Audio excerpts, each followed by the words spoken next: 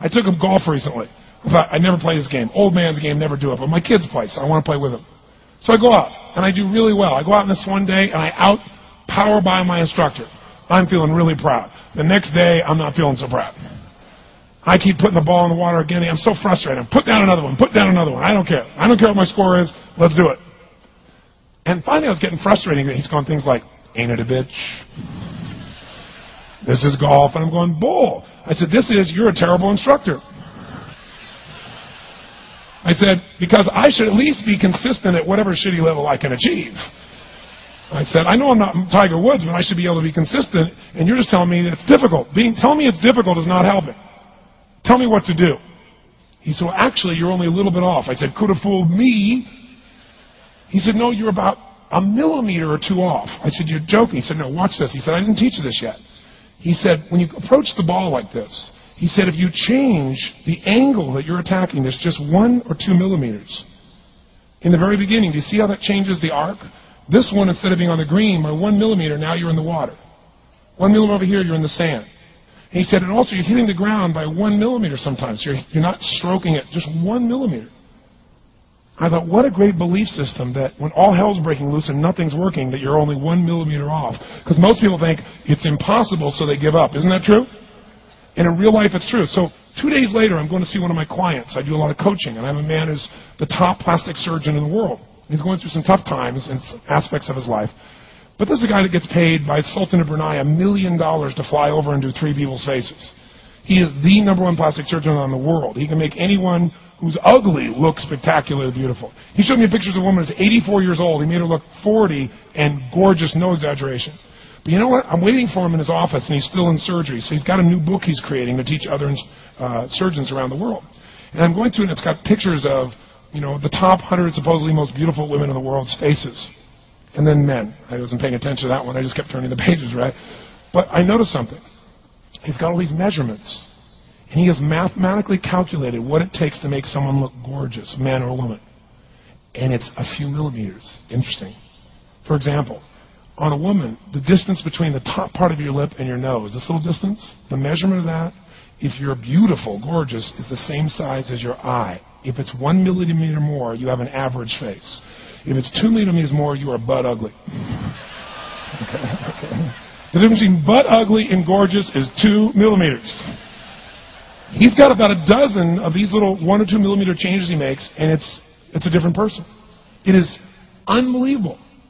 So a very powerful belief to leave today with would be, nothing's working, I'm 1 millimeter away. What little thing got to change? And when I do, it changes everything. Because I'm heading this direction, I make this little shift. You take that out an hour from now, a day from now, a week from now, a month from now, you have a totally different destination from that direction. But the 1 millimeter change, I'll show you one of them right now. Check this out. Stay in the state of certainty. Some of you lost it. Intensify it, whatever it takes. Make your move. Come on. Make your move. Say yes. Say yes. Say yes. Say yes. Now feel that in your body. Don't let go of it. Now watch. Here's the difference between being certain and being uncertain. Did you see that? Certain, uncertain. See if you can find that little spot between the two, where you drop just a little bit of your chest, and you feel it drop, and come back up. And drop it. How many can feel that difference between where you really feel it? Now intensify it, and where you dropped it. Is it a tiny difference, yes or no? Yes or no?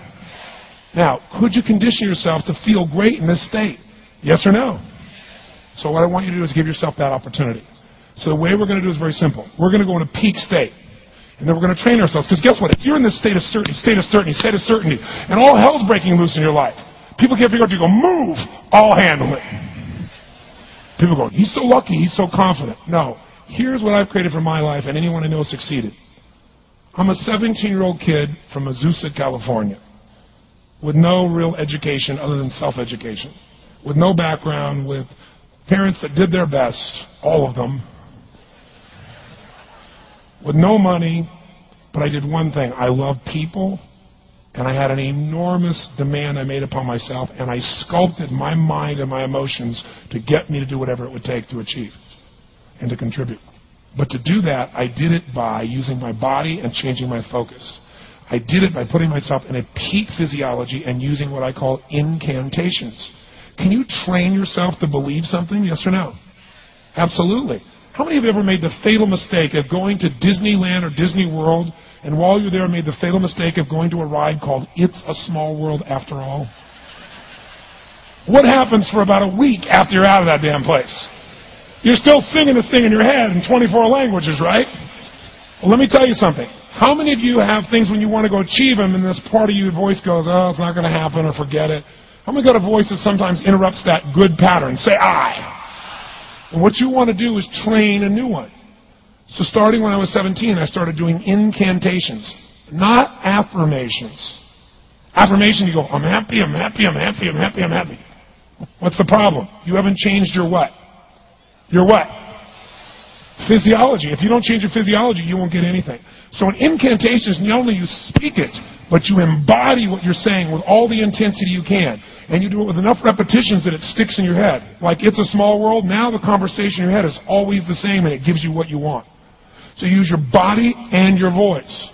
So 17 years ago, I started doing things. I was working for Jim Rome, this speaker, and I was 17 years old. I had long hair, minestrone soup, acne on my face. And I was trying to call on Bear Stearns type of people and convince them why they should go to this man's seminar and be more successful. I was driving a 1968 Volkswagen that I had earned at $40 a week as a janitor. The only way I did it was park far from the building and then go in, and I love people and I believe, but I put myself in state, and I was able to influence people that were far more successful than I was at the time. I will do something that I still do backstage and have done for 23 years. Because I don't hope I'm going to be in a good state, I demand it. So I do an incantation using my whole body. I'd say, I now command my subconscious mind to direct me in helping as many people as possible life today to better their lives by giving me the strength, the emotion, the persuasion, the humor, the brevity, whatever it takes to show these people and get these people to change their lives now. And I would do that literally driving in my Volkswagen to a meeting in L.A. on the freeway for 40 minutes. People are looking at me. I'm screaming at the top of my lungs. They're going, I know he's a serial killer. I know he is. But by the time I entered that room, when two people meet, if there's rapport, the person who's most certain will always influence the other person. And I was totally certain, and they were trying to get revved up to certainty. Do you agree with this? Yes or no? I do another one because I was poor. I changed my mindset. I kept doing things, but I never got beyond it. I'd say God's wealth is circulating in my life. His wealth flows to me in avalanches of abundance. All my needs, desires, and goals are met instantaneously by infinite intelligence, for I'm one with God and God is everything. And I would imagine the abundance of my life, and I would feel so grateful. And a year later, I went from making $38,000 a year to making $1 million a year in 1 year. But successful people do what failures won't. You follow me on this? You know?